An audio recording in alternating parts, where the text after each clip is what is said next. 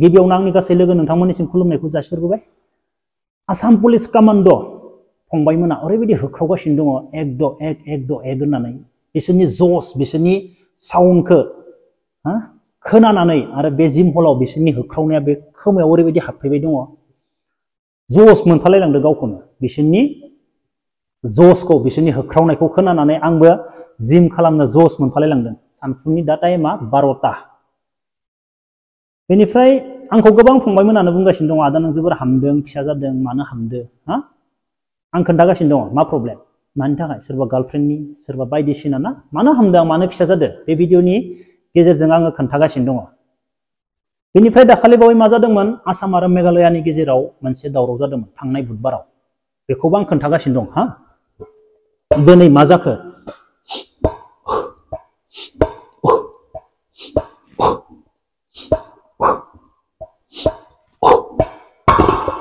दाखालि बावै बुधबाराव मेघालया आरो आसामनि गेजेराव जोबोर गिदिर मोनसे माबा जानानै थांबाय मानसिबो थैलायनाय जाबाय। बेनिफ्राय सप्तासेयानो जाबाय कलबो थाङामोन 10 बार गाहाम कल खालामनायनि उनाव खेबसे टाना माना थाङोमोन। बेनिफ्राय दिनै नेटखौबो अपेन खालामना होबाय थेवब्लाबो नेट अपेन खालामनानै होदोंब्लाबो दिनै सप्तासेनि गेजेराव दिनै नेट अपेन खालामनानै होबाय महला मोजां नङा। माने आसाम आरो मेघालयानि गेजेराव जा गारि खारनाय बा मेघालयनि मानसिया माला मा खालामगोन बा आसामनिया माला मा खालामगोन महला मोजां नंथ'आ दासाननैसो। मानो होनब्ला मेघालयनि गारियाबो अपेन होदोंब्लाबो सोरबाया माने थांथ'वाखै ओरैहाय माने ओरै गुवाहाटीनि मानसिजों रायज्लायनानैसो मा लामा ससेयाव ओरै बारहोलायदो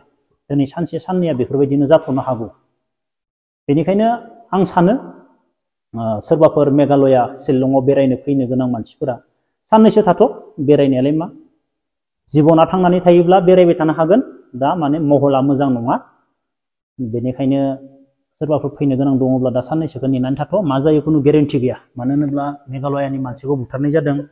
आरो गुवाहाटीनि गारिखौबो शिलंआव सावनाय जादों स्कर्पिअ जोबोर गिदिर मोनसे प्रब्लेम जानानै थांबाय। जियानो जा फंबाय बिनानावमोन आसा खालामो नोंसोरबो नोंसोरनि जिबननि थाखाय माबा मोनसे मावगासिनो दं माबा मोनसे लाइफनि थाखाय लाइफआव थांना थानो थाखाय माबा मोनसे तैयार खालामगासिनो दङ खामानि मावगासिनो दङ। आं बेखिनिखौ सानफ्रोमबो आसा खालामो मानो होनोब्ला जों लाइफआव माबा मोनसे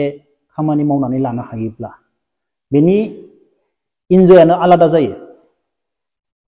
नों गावनि आथिङाव गसंनानै नों माबा मोनसे खामानि मावनानै लानो हागोन ना बे इन्जया आलादा। नों गोसो बायदि बेरायनो हायो गोसो बायदि थाखा फैसा खरस खालामनो हायो गोसो बायदि माने रावनिबो सिङाव थानो गोनां जाया रावनिबो सिङाव थानानै भिक मागिनो गोनां जाया रावनिबो खिबु खारफानो गोनां जाया थाखा फैसानि खेथ्रआव बा बायदिसिना खेथ्रआव नों मा रावनियावबो भिक मागिनो गोनां जाया। भिक्षाफोर दाननानै गिदिंनो हानाय बेरायनो हानाय जानो हानाय माने न'खर सालायनो हानाय गोबां माने नोङो खुसि मोनो गाव माबा मोनसे जिबनाव गाव हारसिं माबा मोनसे काबिलिट खालामनानै लानो हायोब्ला। बेनिखायनो आङो सानफ्रोमबो बुङो फंबाय बिनानावमोनखौ फंबायमोन नोंसोरो लाइफआव साक्सेस जानो नाजा जेब्ला नोंसोर साक्सेस जागोन अब्लानिया बुजि मोनगोन जेब्ला नोंसोर गावबा गाव साक्सेस जागोन अब्लानिया बुजि मोनगोन। जबनि माबायानो आलादा बाथ्रायानो आलादा। दा नोङो दिनै पलिटिशियान नोङो पलिटिक्सनि नों खिबु गिदिंनानैबो नों फैसा मोननो हागोन थेवब्लाबो बैसोरनिया मा जायो गोबां आलादा रोखोमनि जायो। नाथाय नों जबाव नों हारसिं काबिलिट जानानै नोङो जब मावनो हानाय बा जब मावनो हायोब्ला बेनि माबायानो आलादा जायो जेबो टेनसन गैया जायो भिक्षाफोर दाननानै गिदिंथिंनो हानाय बेफोरबायदि जायो। जियानो जा फंबायमोन आरो बिनानावमोन आं बेखौनो बुंगोन आं मानो हामदो आं मानो एसेबां फिसा जादों ना आङो 75 किल'आव थाबाय थायोमोन बेनिफ्राय दिनैनि दिनाव आङो 72 71ल'। मानो होनोब्ला 72नि बारा जायोब्ला फुङाव खारनायाथ' आलादाखा फुङाव खारनायजों लोगोसे सानफुआव ओंखाम जाखांनानै 2:30 नों ओंखाम जायो जाया बेजों जेबो मतलब गैया 10 केजि बानांगो आरो 10 किल'मिटार खारनांगो। नोंनि मोदोमा जेब्लासिम कमाया जेब्लासिम आंनि अथराइसआ 72ल' 72नि आङो 73बो जानो हाया बेफोरबायदि सिटुएसन जाना फैदो जोंनाव 1 केजिबो सासे मानसिखौ बारा जानो होआखै। मोनफ्रोमबो मास मोनसेयावनो मानसिखौ चेकिं खालामो नों बेसेबां गोलोद जाखो ओरैबायदि खस्थ' होदो बेनिफ्राय फुंनि खारनायाबो आलादा 10 किल' लाना खारनांगौ फुङावबो बेनिफ्राय